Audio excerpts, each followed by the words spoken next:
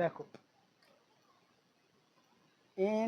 NMMSE স্কলারশিপের জন্য আর একটা গুরুত্বপূর্ণ অঙ্ক সমাধান করব, যা পড়েছে NMMSE স্কলারশিপে 10 নাম্বার থাকে এই ধরনের অঙ্ক।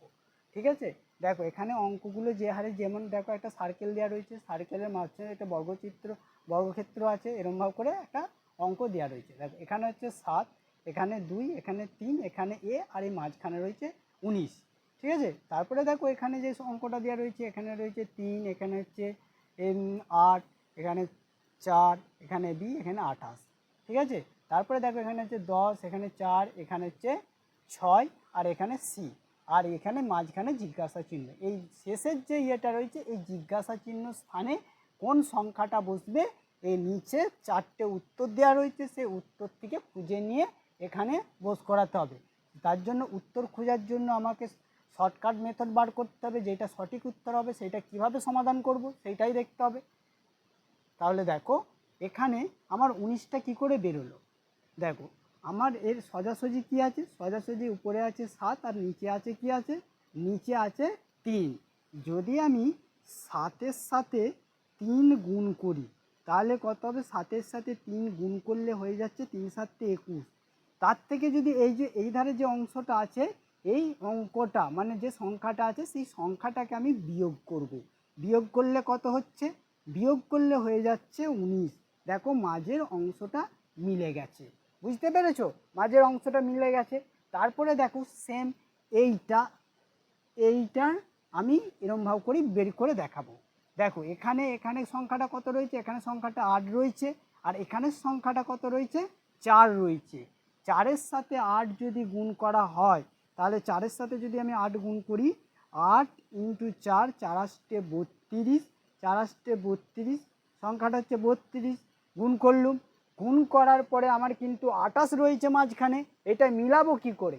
এখানে দেখো এখানে 2 ছিল, 2-এর ডবল কি হচ্ছে 4, বুঝতে পেরেছো, 2-এর ডবল হচ্ছে 4। তাহলে এখানকার সংখ্যাটা হতে পারে 2-এর ডবল যদি 4 হয়, তাহলে এটা 2 ছিল, এর ডবল হচ্ছে 4 হবে। ঠিক আছে, তাহলে -4 বিয়োগ করছি। ঠিক আছে, -4 যখনই বিয়োগ করছি তখনই মাঝের সংখ্যা 28টা হয়ে যাচ্ছে, বুঝতে পেরেছো। 28টা বেরিয়ে গেল কিভাবে। এবং এর পরে যদি আমি এই অঙ্কটা সমাধান করতে যাই, যে জিজ্ঞাসা স্থানে ঠিক এরমভাবে করেই আমি সমাধান করব। তাহলে দেখো এখানে রয়েছে কত, 10, 10-এর সাথে 6 গুণ করলে কত হবে, 60 হবে, 60 হচ্ছে। ঠিক আছে, এবং দেখো এখানে যে 4 পেয়েছিলাম, 4-এর ডবল কত, মানে 4 গুণ করেছিলাম, তো দেখো 2 ছিল, 2-এর ডবল হয়েছিল 4 বিয়োগ করেছিলাম, বুঝতে পেরেছো। এবং 4-এর ডবল কত হচ্ছে 8, 8 যদি আমি বিয়োগ করি তাহলে কত হবে, দেখো 8 বিয়োগ করলে হয়ে যাচ্ছে 52। এখানকার সংখ্যাটা হচ্ছে 52, বুঝতে পেরেছো। জিজ্ঞাসা চিহ্ন স্থানের সংখ্যাটা হচ্ছে 52। ঠিক আছে, আবার যদি অন্য, এটা হচ্ছে অ্যান্সার, সঠিক উত্তরটা হচ্ছে 52। আবার অনেক সময় কে করে দিচ্ছে, দেখো এখান থেকে যদি এটা গুণ করি, তাহলে এইটা যদি গুণ করি 6 10 60, এটা থেকে 6 বিয়োগ করলে কত হচ্ছে, তাহলে হচ্ছে 54। 54 কিন্তু অ্যান্সার আমার নেই।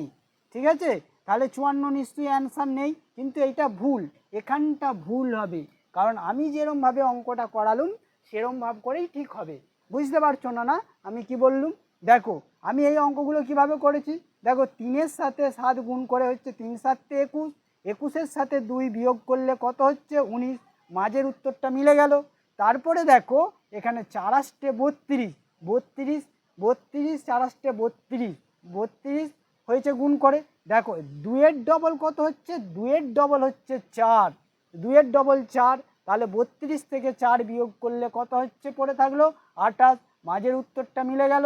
তারপরে দেখো 10 × 6, 10 থেকে 6, 10-এর সাথে 6 গুণ করলে হয়ে যাচ্ছে 60। ঠিক আছে, তাহলে 4-এর ডবল তাহলে কত হচ্ছে, 4-এর ডবল হচ্ছে 8, তাহলে 60 থেকে 8 বিয়োগ করলে হচ্ছে 52। তাহলে আমার বিয়ের উত্তরটা সঠিক, বুঝতে পেরেছো।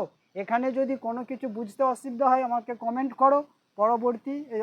করো, আমি সমাধান করার চেষ্টা করব।